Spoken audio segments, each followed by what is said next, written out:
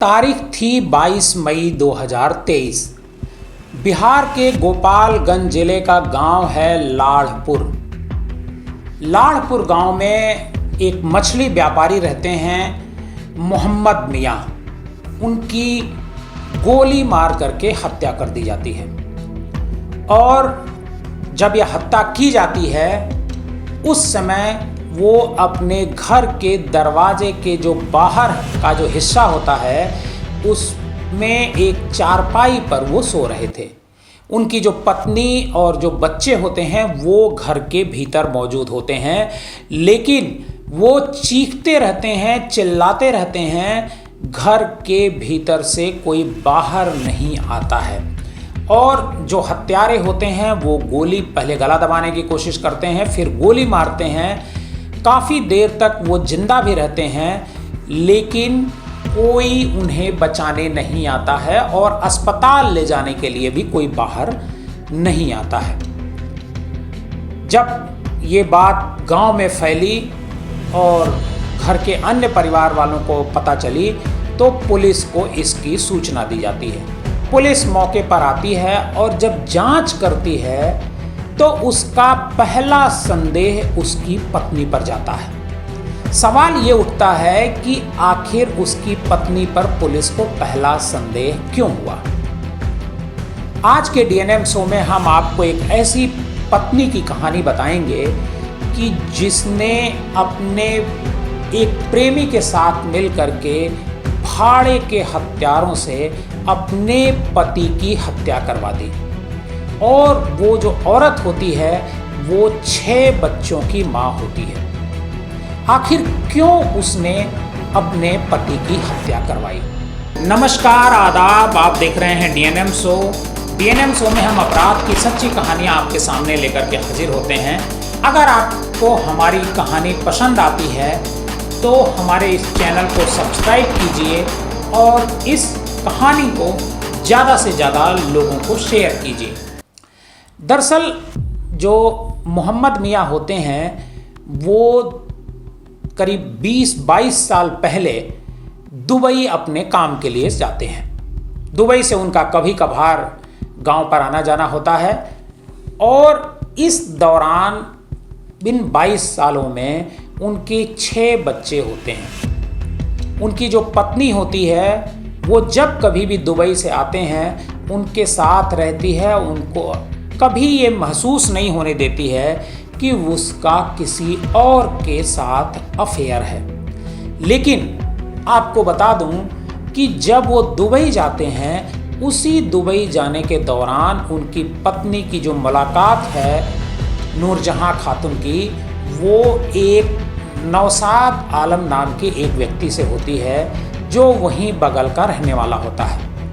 नौशाद आलम जब मोहम्मद मियां दुबई रहते हैं तो अक्सर अपनी प्रेमिका यानी नूरजहां खातून के साथ वक्त गुजारता है। कई बार उनके घर पर आता है। अगर घर पर नहीं आ पाता है तो वो उससे मिलने जाया करती है। ये करीब 20-22 साल तक ये सिलसिला चलता है और पिछले साल यही करीब अक्टूबर-नवंबर के आसपास जो मोहम्मद मियां होते हैं वो दुबई छोड़ करके वापस अपने गांव लाड़पुर आ जाते हैं गोपालगंज जिले के, और यहीं पर वो मछली कारोबार शुरू करते हैं, मछली का व्यवसाय शुरू करते हैं। उनकी जो पत्नी होती है इस दौरान भी जो उसका प्रेमी होता है नौशाद आलम, उससे लगातार मुलाकात करती रहती है। जब इसकी जानकारी मोहम्मद मियां को होती है तो मोहम्मद मियां ने अपनी पत्नी से ऐतराज़ किया,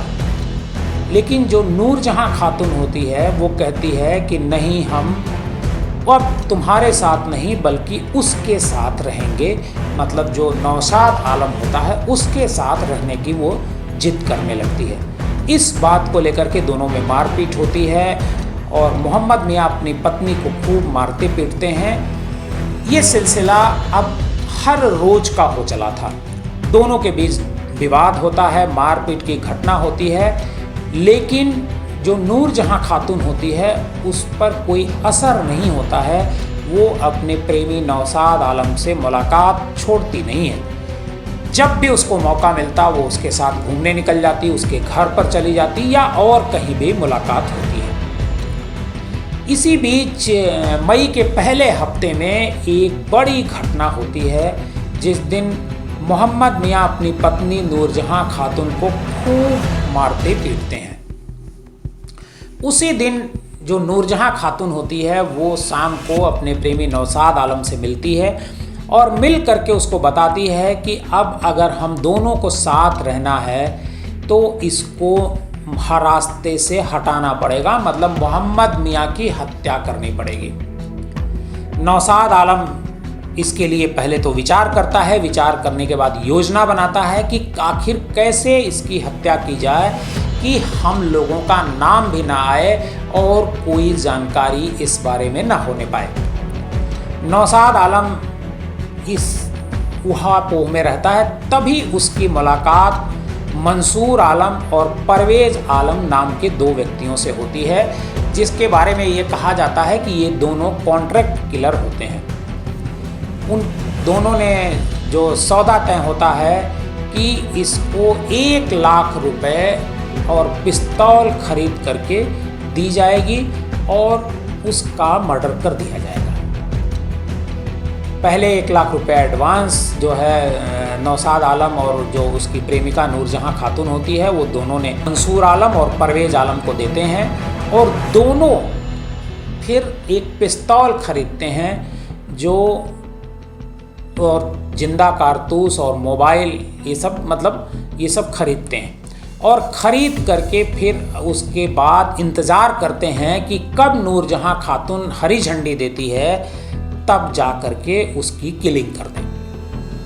इसी बीच 22 मई की रात में वो फ़ोन करती है नूरजहां अपने प्रेमी नौशाद आलम को कि आज ये काम हो सकता है। नौशाद आलम अपने घर पर होता है।